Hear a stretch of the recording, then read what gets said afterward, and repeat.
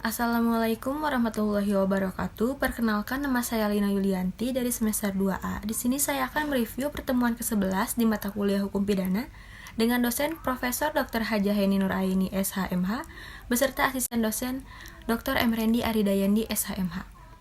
Nah, jadi pada pertemuan kali ini saya akan melanjutkan pembahasan sebelumnya pada bab 5 mengenai sifat melawan hukum. Jadi teori apa boleh buat atau inkaufnement theory. Dalam teori ini, keadaan batin si pelaku terhadap perbuatannya.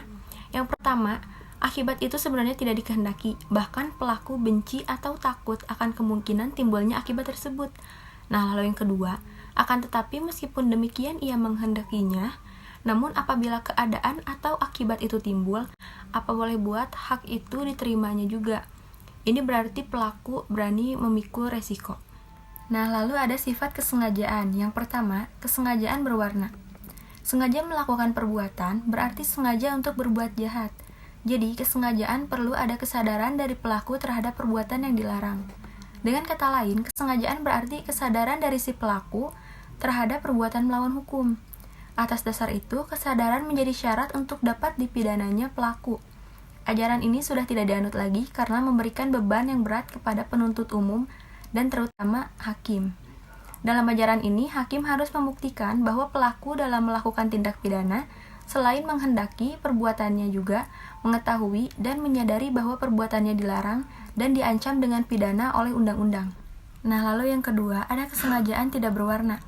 Untuk dapat dipidana, pelaku cukup hanya dengan menghendaki perbuatannya dan tidak diharuskan mengetahui atau menyadari perbuatannya dilarang dan diancam dengan pidana. Ajaran inilah yang dianut oleh undang-undang atau hukum pidana Indonesia. Dalam hukum pidana Indonesia, berlaku asas lex dura sedita scripta, yaitu dengan diundangkannya hukum pidana, maka setiap orang dianggap mengetahuinya. Oleh karena itu, peraturan yang berlaku dan diundangkan mengikat setiap orang untuk mentaatinya. Nah, lalu ada pembagian atau jenis-jenis kesengajaan. Yang pertama, ada dolus determinatus, yaitu kesengajaan tertentu yang ditujukan pada objek tertentu. Lalu yang kedua, ada dolus indeterminatus, yaitu kesengajaan tidak tertentu, yang tidak ditujukan pada objek tertentu, melainkan sembarang objek, dan tidak memperhatikan objek mana yang akan menjadi korbannya. Lalu yang ketiga, ada dolus alternativus, yaitu kesengajaan yang ditujukan pada objek yang satu atau objek lainnya, jadi memilih satu di antara dua objek. Nah, lalu yang keempat, ada dolus generalis, yaitu kesengajaan yang ditujukan pada umum. Lalu yang kelima, ada Weber's dolus generalis, yaitu kesengajaan yang ditujukan pada objek tertentu, tetapi untuk mencapai tujuan itu dilakukan lebih dari satu perbuatan. Nah, lalu yang keenam, ada dolus indirectus, yaitu kesengajaan terhadap suatu perbuatan yang menimbulkan suatu akibat tertentu yang sebenarnya bukan kehendak atau tujuan pelaku. Lalu yang ketujuh itu ada dolus premeditatus, yaitu kesengajaan yang direncanakan lebih dulu. Dan yang kedelapan itu ada dolus repentinus, disebut juga dengan bahasa Jerman Hastamut, yaitu kesengajaan yang merupakan kebalikan dari dolus premeditatus, yaitu kesengajaan yang timbul dengan sendirinya.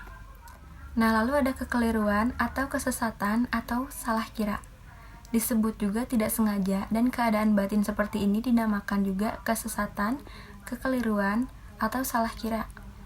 Jadi kesesatan dapat dibedakan. Yang pertama itu ada kesesatan peristiwa, lalu yang kedua ada kesesatan hukum, yang ketiga kesesatan atau kekeliruan orang, yang keempat kekeliruan objek, yang kelima penyimpangan sasaran, dan yang keenam itu ada delik putatif, ada kealpaan atau kulpa, yaitu merupakan kebalikan dari kesengajaan atau dapat juga disebut dengan kurang hati-hati, yang terdiri dari kealpaan disadari dan kealpaan tidak disadari.